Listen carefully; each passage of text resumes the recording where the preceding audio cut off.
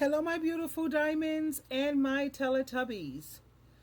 You know, there are times when you may love someone very, very much and you have nothing but crazy respect for them, and yet you're going to find that there are times when you don't agree on certain things. And I just have to make it very, very clear that that's okay.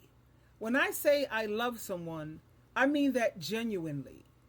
I have the highest of agape love for people.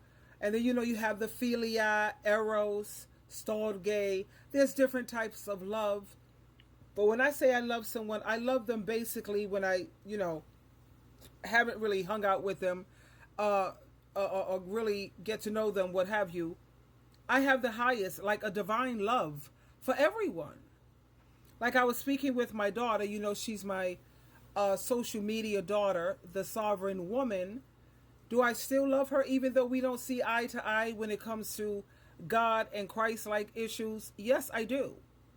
I will always love her because she's very wise for her age. She's not only beautiful on the outside, God knows she's awesome. She's beautiful on the inside also, but of course we don't see eye to eye when it comes to spiritual things, when it comes to God. And I was just trying to make it clear why I do believe in God.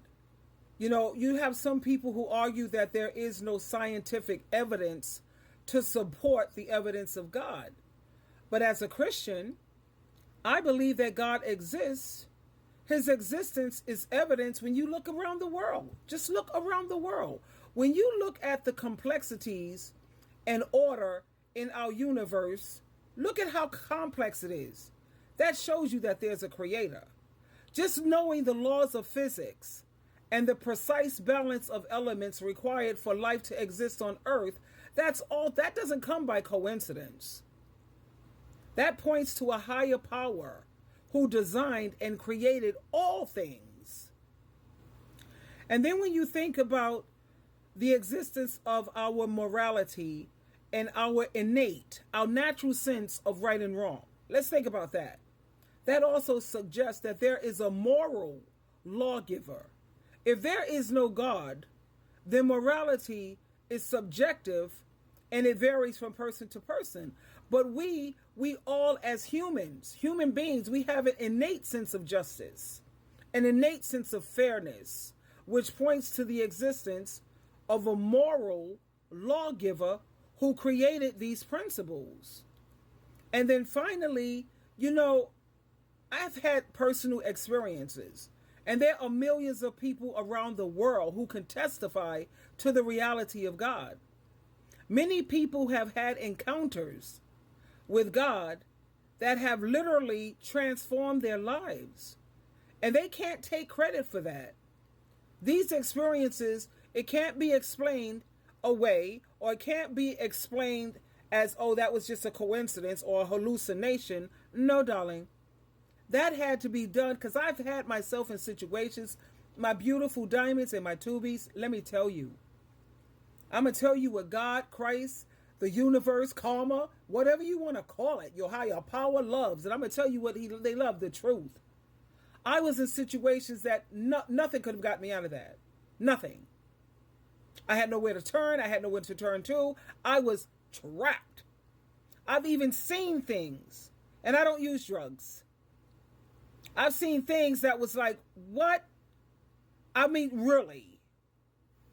So for people to think that there is no God, that freaks me out.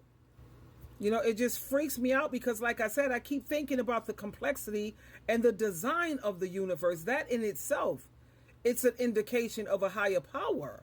And when you think about the workings of our DNA, the DNA, it's worked out to the perfect balance of our planet's ecosystem. It's hard to deny when you really focus on how amazing we're designed. We get cut, or you get think about a deep cut and look at how the body just heals itself.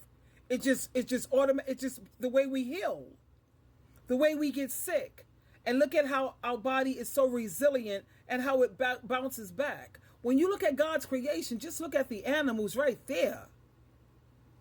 Come, please. Hello, can we talk? Joan Rivers, can we talk? Can we talk? And like I said, for all the people who don't believe that there is a God, let me see you make water. You don't believe that there's a higher power? You could call it higher power. I call him Jehovah God, Yahweh, Jesus Christ, Yeshua. You could say what you want to say, but there is a higher power. And what freaks me out also is for people who have issues with the Bible. Now that's another video, because people, they take that Bible out of context. They don't understand. When it comes to the Old Testament, that was not, those laws were not universal laws. I don't know how to explain this more simply. Those were cultural laws. And just because they were cultural laws made by men, God backed up. He didn't agree with it. Just like he didn't agree with a man having more than one wife. He made laws that was going to be protective of women because he foresaw how the world and how men was going to turn to be.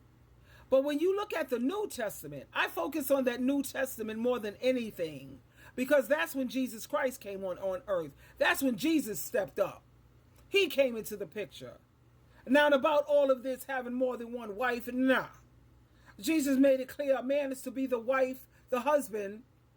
A man is to be the husband to one wife. He made that clear. He also put many other laws into place.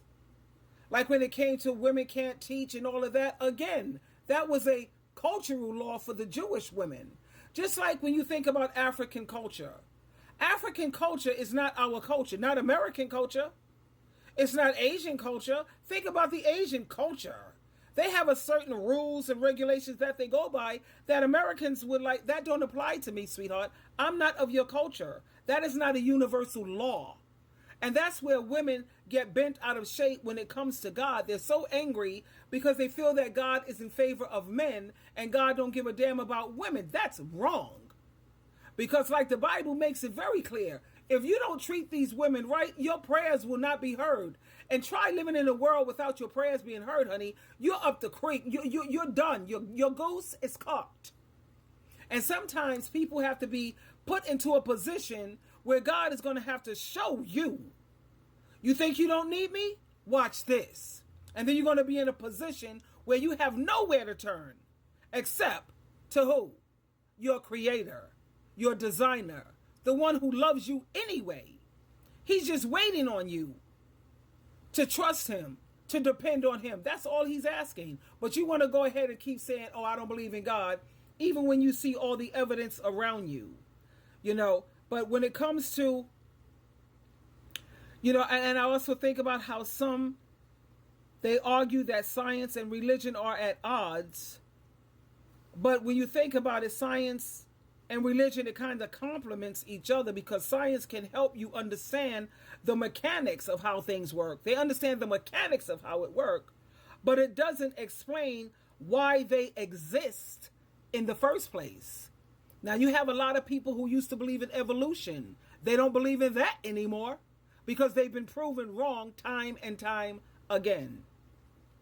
And, there are certain things that they can't explain and why they came into existence, and that's where faith and spirituality comes in. But my point is, just because people don't agree with you when it comes to spirituality, because I'm not religious, I let that go a long time ago, because that's bullery. That's a bunch of men trying to dominate and control and all this nonsense, and people trying to get you to follow them instead of follow Jesus Christ. So I gave up on religion. Let's just clear that up. But when it comes to spirituality, I am 100% supportive. And yes, I do know. I don't believe that there's a God. I know there's a God. I know Jesus Christ is also very, very real. And just because my the sovereign woman, don't see that right now, she's young. I think about what chapter am I on in the book of life. Let's just say the book of life. I'm on a higher chapter. She's at the chapter where she is. I'm not saying that I know more, because you have some younger ones who could put some older people to shame. For real. But I'm just saying there's a lot more that she's going to wake up to. And I know she's going to wake up to it because she's brilliant. She's very bright. Anyway, Twinkle, twinkle, twinkle. And to my sovereign daughter, I love you so very much.